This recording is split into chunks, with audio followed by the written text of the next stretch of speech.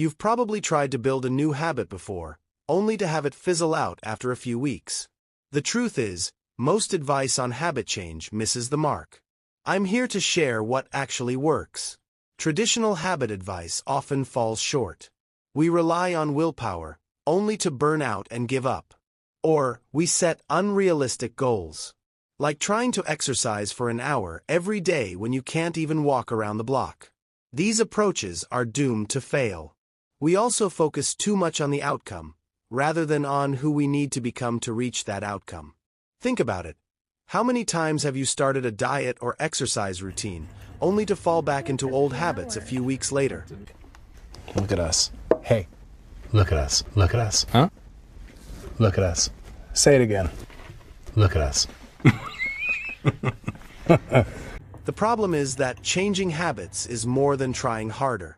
Habits are deeply ingrained. To succeed, we need to understand what drives our behavior and make changes that actually align with our goals. Unrealistic goals are another trap. When you set yourself up for failure, you're more likely to quit. Your environment matters too.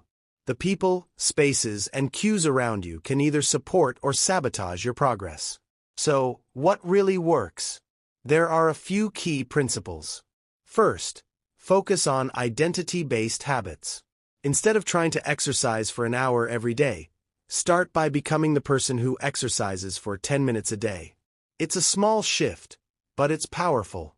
Second, make your habits easy and attractive. If you want to start reading, don't try to read for an hour every day. Keep a book next to your couch and read for a few minutes each day. Third, design your environment to support your goals. Make it easy for good habits to happen naturally, and hard for bad habits to creep in. True habit change isn't about doing more. It's about becoming the person who naturally does those things. Shift from outcome-based goals to identity-based goals. Don't just aim to lose weight.